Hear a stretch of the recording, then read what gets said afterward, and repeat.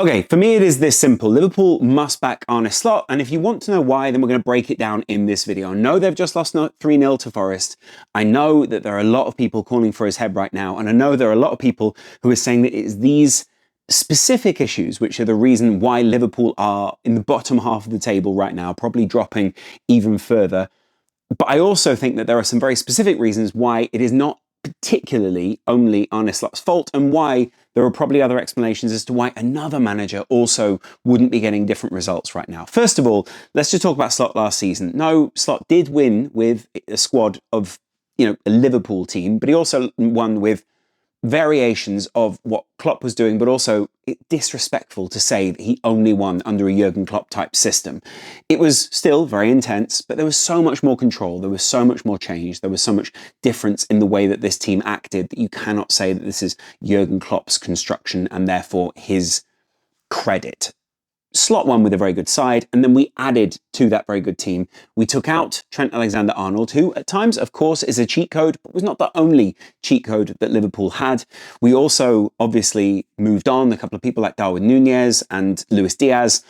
Realistically, in a game like this, do you think that either of those guys are the difference? I mean, we've seen them be the difference in a couple of games, but not consistently for Liverpool. And then finally, obviously, we also won the title last year, and that was at a canter, whilst arguably City and Arsenal were having similar seasons to where Liverpool are right now. Identity crises, injuries to very key players, etc., etc. Were we calling for any of those managers' heads at that point? Were we saying this specific manager doesn't know what he's doing? There are some very clear indicators that Slot does have backers at his own club. Players running off to be subs, players very clearly accepting the decisions of the manager, but also having to deal with the other side of that. I don't think there are any players in the team who don't back Slot, but I certainly think that there are players who don't see their immediate future at Liverpool. One of which, who I think, is Ibrahim Konate. We have a problem, we have an issue at Liverpool with allowing players to run down their contracts and go to one specific club, and that is Real Madrid. And that is because that is Real Madrid's want and need to be able to bring in players for free and not have to pay the other team a huge amount of money for what is a very valuable player.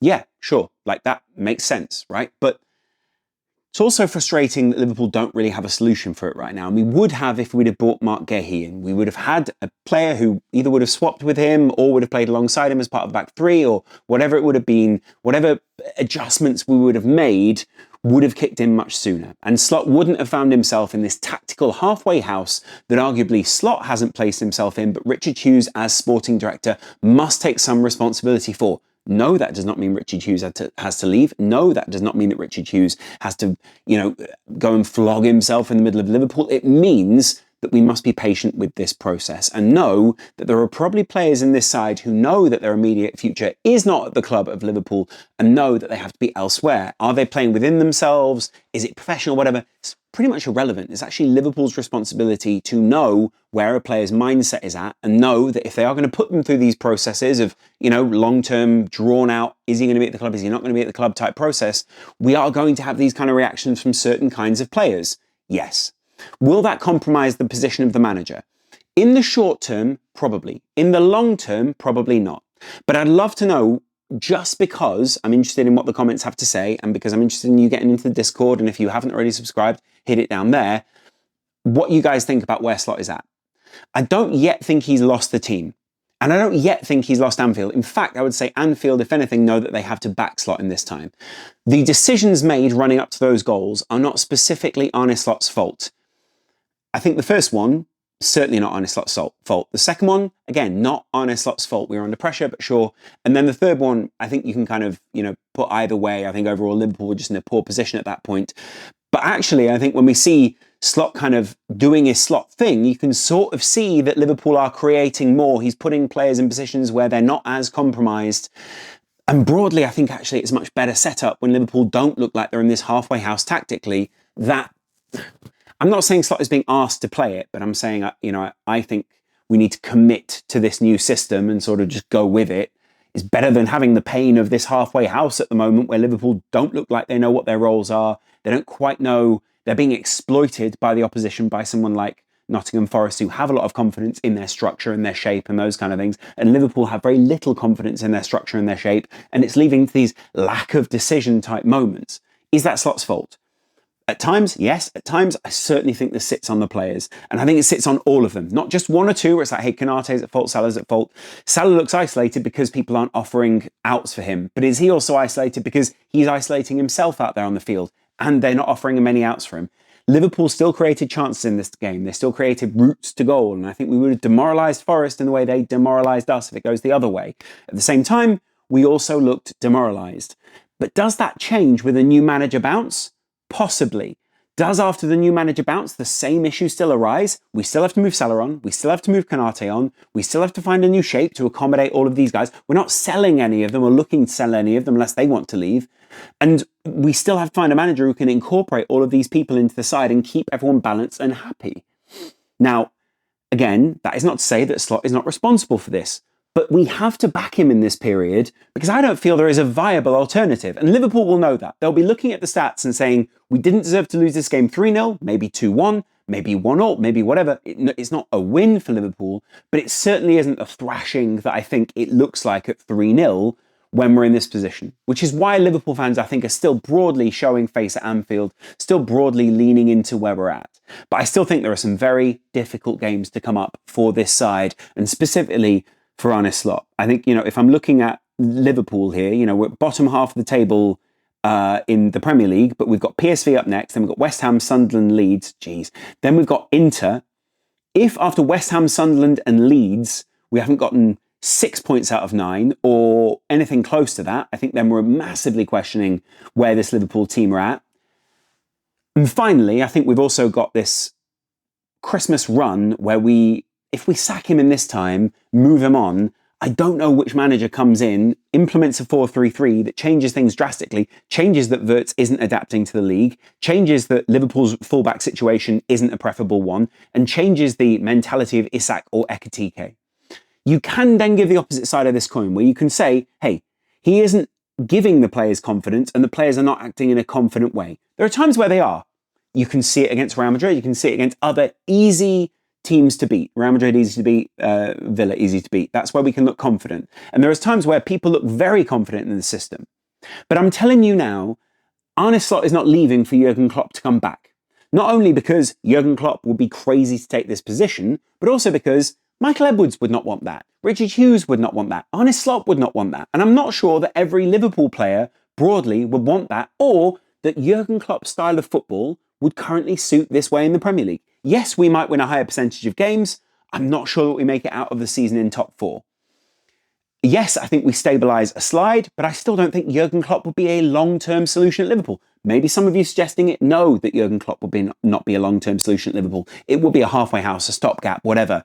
Is that not just where we're at the moment with Liverpool? Now, losing games, sure, it might hurt your ego, you might be angry about it, whatever, but I'd much rather compromise in the short term and have a long-term win at Liverpool than a short-term compromise and a long-term, well, where do we go next? You're pretty much delaying this transition rather than facing it. And I get it, like some people will be saying, well, we need to reinstate the confidence in this side. If Liverpool are more confident, if Konate is more confident, if Salah's more confident, if Ekitike and Hugo Ekitike and Alexander Isak are more confident and, Wirtz is more confident. It's not just about confidence, it's about adaptation, it's about playing together, it's about chemistry, it's about all these things. The players broadly, I think, still back what is going on. And until I see the opposite of that, an open kind of contempt, or I hear something, I'm not going to say anything to the contrary of that because I haven't seen evidence of it. Anfield the same. I don't see the point in acting in an un-Liverpool-like way in this period where, and frankly, also not an FSG-like way. Klopp had bad runs. FSG have had bad runs with managers in MLB. I don't see how the logic of getting rid of a manager is going to help us in this short term. It doesn't change any of the things which feel fixed anyway. It doesn't change the personnel that we've signed over the summer.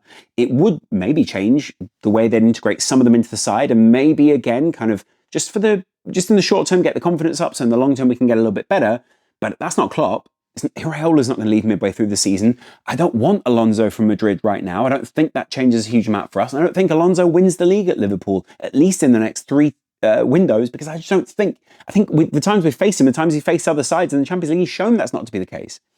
So, again, unless there is a massive figure that I'm missing in the game and someone that I think, hey, we must have this guy. That is unmissable. There is no one else who can do this job and vibe with these fans and do this kind of thing, like Klopp was to Brendan Rodgers, then I'm not saying sack Slot.